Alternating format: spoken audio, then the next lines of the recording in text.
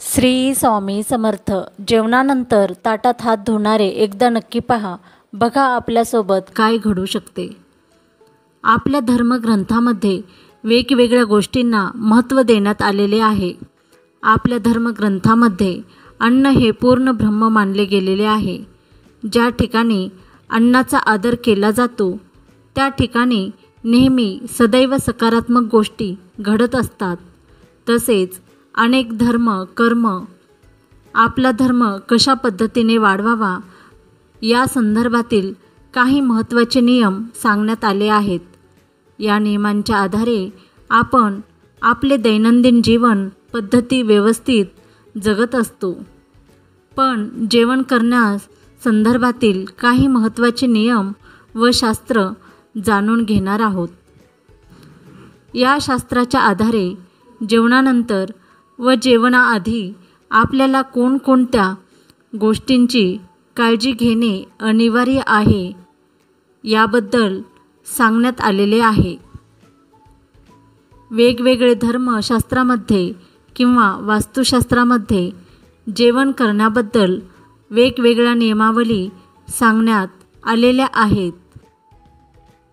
आपण जेवण करताना आपले वर्तन कसे असायला हवे, जेवण करत असताना तोंड कोणत्या दिशेला पाहिजे, जेवण करत असताना आपल्याला कोणकोणत्या विधी कार्य करायला पाहिजे याबद्दल अनेक गोष्टी सांगण्यात आलेल्या आहेत.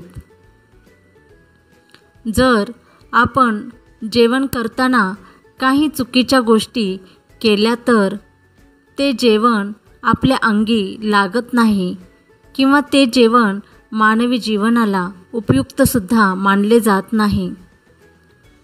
जर आपण जेवताना काही चांगल्या गोष्टी केल्या तर त्या अन्नाचा आपल्या जीवनावर सकारात्मक परिणाम पाहायला मिळतो आणि या सकारात्मक परिणामामुळे आपल्या जीवनामध्ये अनेक शुभ कार्य देखील घडत असतात. जर आपण योग्य दिशेला तोंड करून जेवण ग्रहण केले तर आपल्या जीवनामध्ये नेहमी सुख शांती वैभव नांदू लागते. जीवनातील सर्व कटकटी दूर होऊन जातात व माता महालक्ष्मी अन्नपूर्णा यांच्या कृपेने आपल्या जीवनामध्ये नेहमी चांगले दिवस येतात. चला तर मग आजच्या व्हिडिओमध्ये आपण जाणून घेऊया अशा काही महत्त्वाच्या गोष्टीबद्दल ज्या जेवणाच्या वेळी आपल्याला कटाक्षाने पाळायला हव्यात. जेव्हा आपण जेवण करायला बसलो असतो तेव्हा आपल्या वाटेला दिले गेले आहे तितकेच आपल्याला खायला पाहिजे. इतरांच्या वाट्याला आलेले अन्न चुकूनसुद्धा खाऊ नका. जर आपण इतरांचे अन्न खाल्ले तर भविष्यात आपल्या जीवनामध्ये दारिद्र्य येण्याची शक्यता असते. वास्तुशास्त्रामध्ये असे सांगण्यात आलेले आहे की जी व्यक्ती तुटलेल्या फुटलेल्या काचेच्या भांड्यामध्ये जेवण करत असते अशा व्यक्तींच्या जीवनामध्ये भविष्यात अनेक वाईट घटना व प्रसंग घडण्याची शक्यता असते. काचेचे फुटलेले नशीब त्या व्यक्तीला प्राप्त होते आणि जर व्यक्तीचे नशीब चांगले असेल तर त्याच्या नशिबाला तडा जाऊन वाईट दिवसाला लवकरच सुरुवात होतात. आपण ज्या ताटामध्ये जेवणार आहोत ते ताट नेहमी स्वच्छ असायला हवे. त्यामध्ये कोणत्याही प्रकारची घाण व कचरा असू नये, अन्यथा तुम्हाला त्या अन्नाचे पुण्य लाभणार नाही. तसेच हिंदू धर्मशास्त्रामध्ये असे सांगण्यात आले आहे की एकादशीच्या दिवशी चुकूनही तामसी पदार्थ म्हणजे मांसाहार मद्यपान धूम्रपान अजिबात करू नये. असे केल्याने आपल्याला भविष्यात खूप साऱ्या यातना सहन कराव्या लागतात. आपल्यापैकी अनेकांना एक घाणेरडी सवय असते ती म्हणजे आपल्या ताटामध्ये उष्ट सोडणे ही अत्यंत वाईट सवय आहे. म्हणूनच आपल्याला जितके अन्न हवे असेल तितकेच अन्न ताटामध्ये वाढायला हवे. अन्न हे पूर्ण ब्रह्म असते आणि अशा वेळी जेव्हा आपण अन्न उष्ट सोडतो तेव्हा प्रत्यक्ष परमेश्वराचा अपमान असतो असे मानले जाते.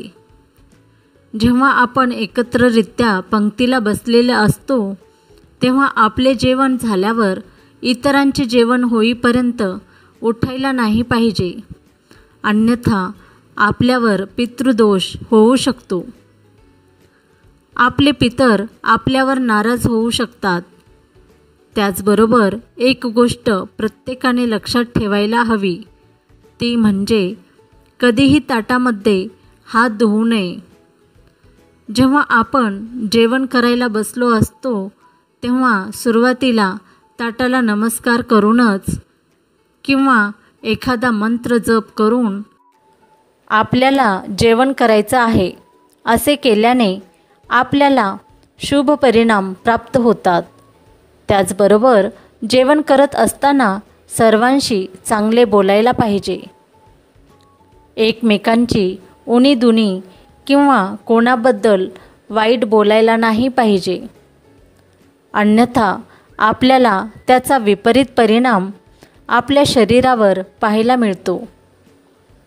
जेव्हा कधीही आपण जेवायला बसू तेव्हा अशा वेळी परमेश्वराच्या नावाने एक नैवेद्य बाजूला काढायला हवे. असे केल्याने आपले जीवन सात्विक बनते व नंतर आपण स्वतः सेवन करायला हवं. यामुळे सुद्धा परमेश्वराची सकारात्मक ऊर्जा आपल्या शरीरामध्ये निवास करते आणि आपल्या जीवनामध्ये अनेक चांगल्या गोष्टी घडू लागतात.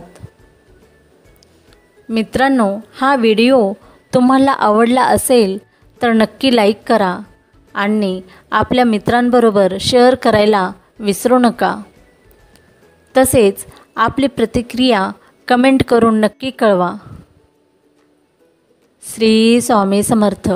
टिप: वर दिलेली माहिती सामाजिक आणि धार्मिक मान्यतेच्या आधारावर दिलेली आहे. यामागे कोणतीही अंधश्रद्धा पसरवण्याचा किंवा त्यास वाढ देण्याचा उद्देश नाही. त्यामुळे कोणीही तसा गैरसमज करून घेऊ नये. धन्यवाद. तुम्हाला जर ही माहिती आवडली असेल तर चॅनलला सबस्क्राईब करा आणि व्हिडिओला लाईक करा. धन्यवाद.